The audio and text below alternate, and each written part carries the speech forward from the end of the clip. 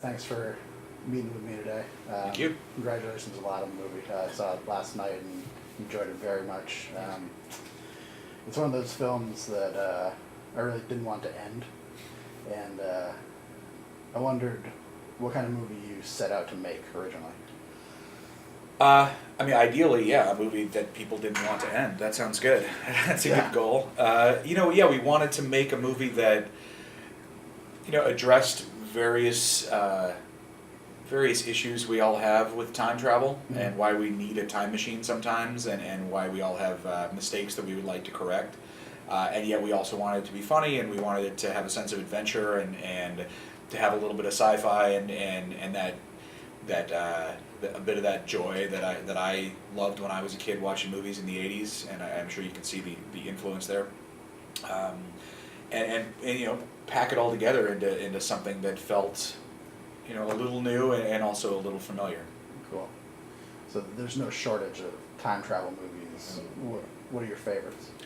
I think Back to the Future is probably the greatest movie of all time. So it's not just my favorite time travel movie. I mean that was an important film for me. Yeah.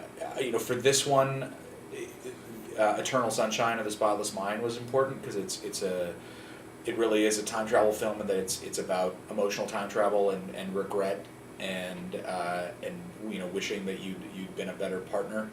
And this movie has a lot of the thematic zone it plays in is why we need a partner in life and why you need to find somebody who's crazy like you are, Right. to travel through time with. Yeah.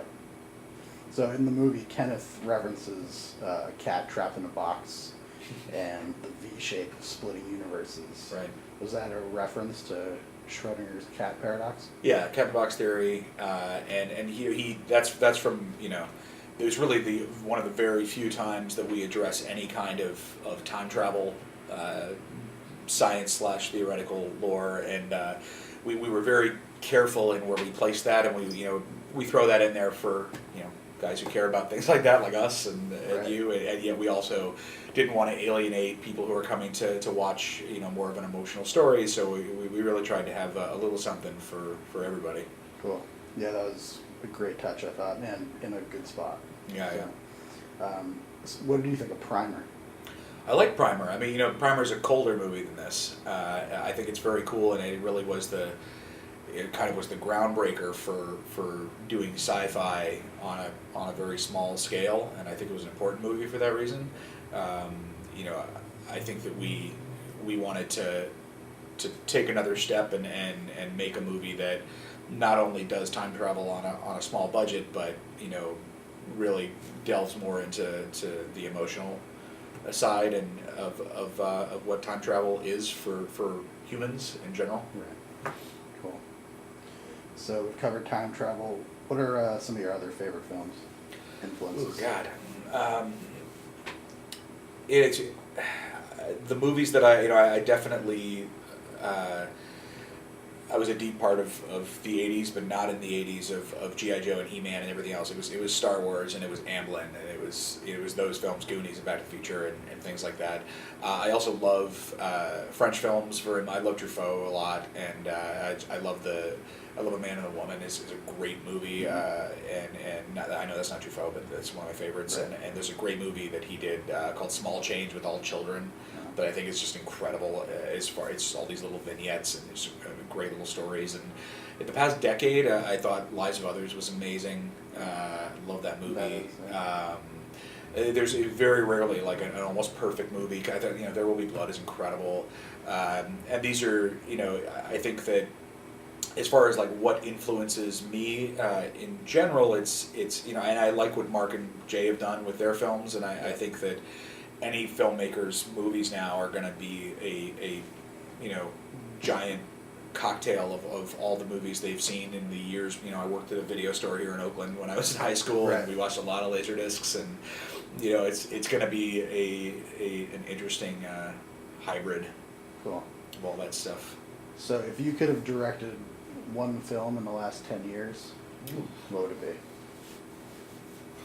One film in the last 10 years, Yeah. What would I have directed? That is I've never thought about that. trying to think of what happened in the last 10 years that I loved in movies. Anything that really spoke to you? Eternal Yeah, Sunshine? a lot of things, but Eternal like I Sunshine. want those guys to have directed it. Because Yeah. they're awesome. And it's like, you know, I wouldn't want to ruin this amazing thing they did. Sure. We're almost 3 minutes, okay. Yeah, you know, there's parts of, I thought that Captain America was really cool. Like, I Yeah. love that retro vibe of that movie, that they did it in the 40s, and there was something about it, especially the first act of that movie, that I really, really got into. You know, I thought Inception was badass. You know, anything Nolan's done, but my God, I would never suggest I direct that over Christopher Nolan. Yeah, I got really super into, Minority Report. Is that movie for me is that movie's the shit. Like, I love that movie. People underrate that. Oh my God, I love that movie. And I got to actually write for the producer of that film. Has been kind of a really my storytelling guru. He was the first guy who hired me, and ever since that movie, there's some movies that I just geek out on. And that was definitely one of them. I geeked out on King Kong, like the last 2 hours of King Kong.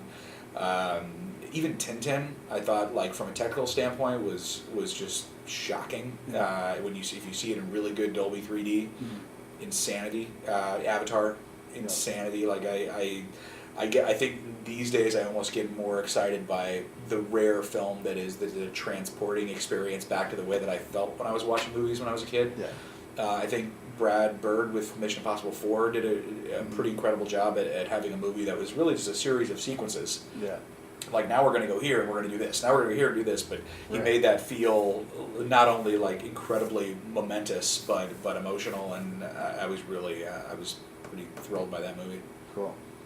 So, Derek Connolly, the writer, sort of saw Aubrey Plaza and wrote her role kind of for her. Is that correct?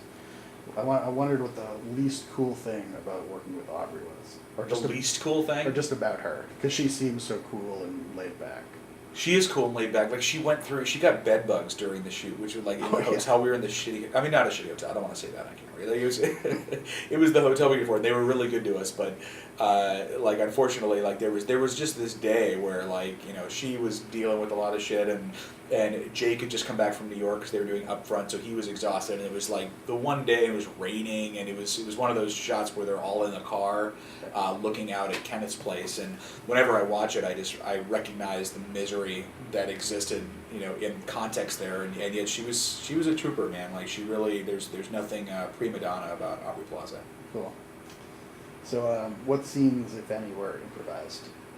The scenes that were improvised were always dramatic scenes. There wasn't a lot of comedy improv in the movie. That was written, but there really are. There's moments that are in the search for some kind of emotional truth in every scene. We would often take it to sometimes a bit more of a dramatic place because that's just naturally where it went, and it ended up making the movie you know, a little bit more emotional than it may have needed to be, being, you know, a movie that's, I think, is as fun as it is. Yeah.